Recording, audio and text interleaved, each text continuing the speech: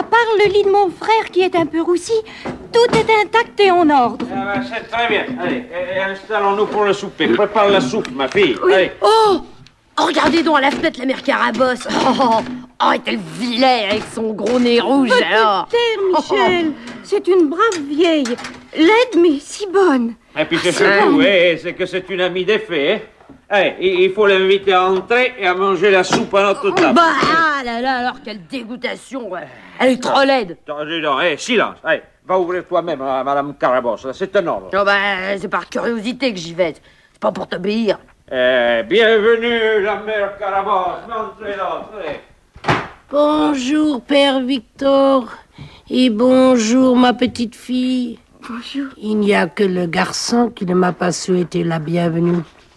Mais il est venu m'ouvrir la porte, et c'est déjà quelque chose.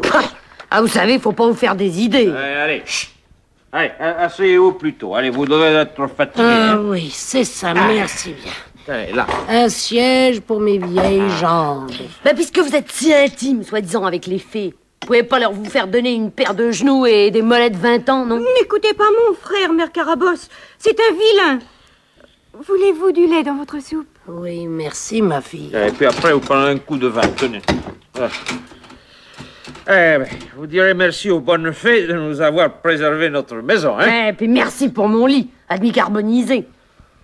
Il n'y a de pire sourd que celui qui ne veut pas entendre. Mais en tout cas, moi, je comprends pas ce charabia. C'est vrai ce qu'ont promis les fées, mère Carabosse? Quoi, ma fille? Que si les enfants d'Auvergne deviennent sages, les volcans disparaîtront et qu'à leur place, il y aura des lacs, des sources chaudes et d'autres merveilles. Exact, mon enfant. Je vous l'avais dit, voyons. Allez, mange ta soupe, mon fils, au lieu de rêver, alors. Tiens. C'est ça qui te fait réfléchir, le fiston. Qu'en pensez-vous?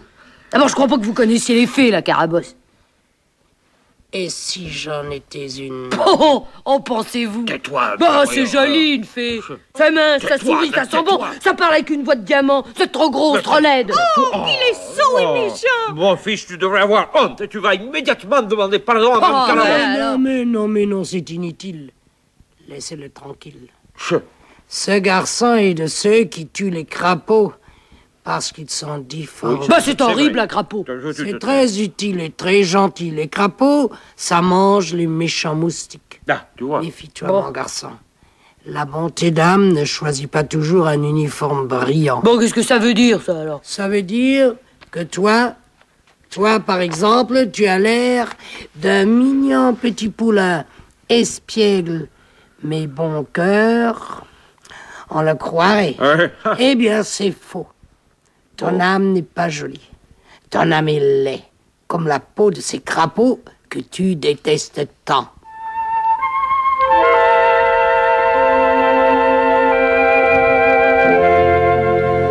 Oh, cette musique bizarre qu'on entend, mère Carabosse. Les fées ne vont pas rester longtemps parmi nous. Eh ben, si elles sont toutes comme vous, bon débarras. Ah, de grâce, n'écoutez pas ce garnement, mère Carabosse, voyons. Les fées vont nous abandonner? Au contraire, petite fille, dès demain à l'aube, il y aura des lacs de cristal dans les cratères et des prairies tout autour. Parce que les enfants d'Auvergne sont devenus tous sages? Oui, tous. Sauf un. Alors les fées ne veulent plus que les petits-enfants tremblent à cause d'un pauvre gamin.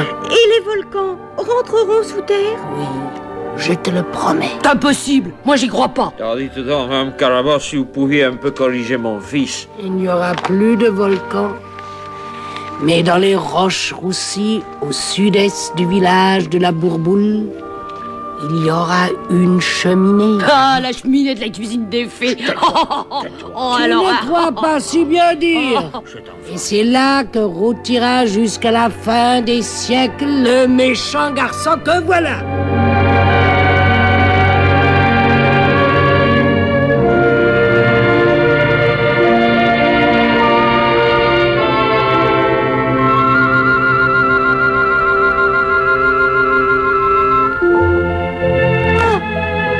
Regardez, les haillons de Carabosse s'envolent. Oh, changrenné de carton qui s'effrite et tombe. La mère Carabosse devient une merveilleuse fée de satin, d'or et de soie. Oh, elle se voile d'un nuage.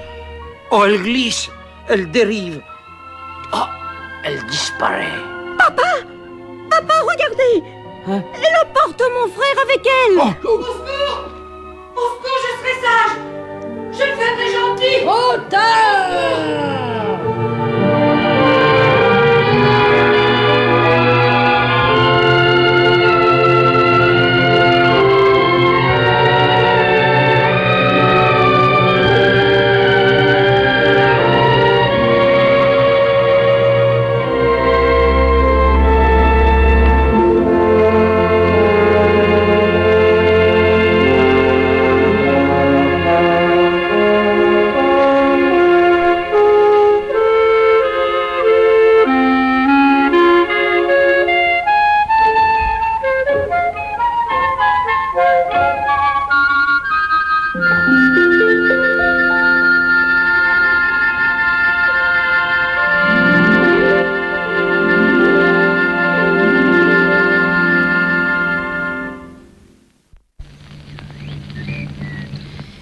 Et voilà, Monsieur Pierre.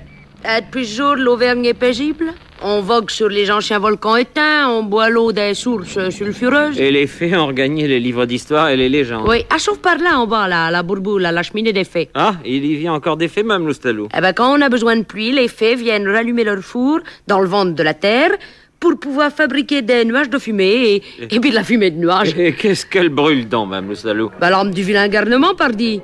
Vous avez petit point à écouter mon histoire, alors.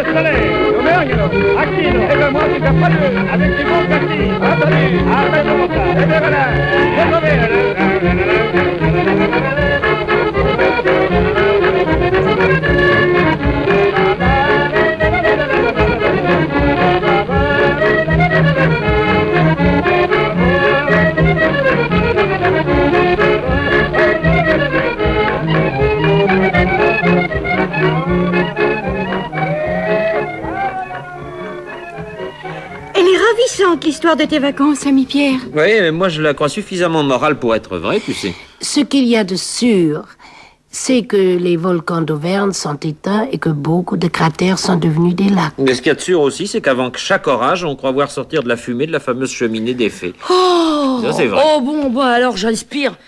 Je croyais que vous alliez tous dire ce qu'il y a de sûr, c'est que Michel est insupportable et qu'il mérite d'être rôti comme un roast beef.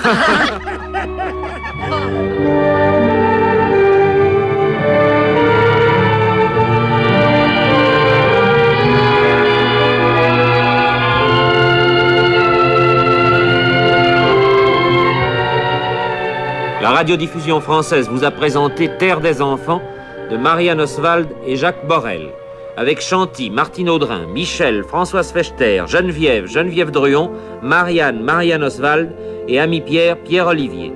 Mise en onde Christiane Mallarmé. C'est une production de Marianne Oswald.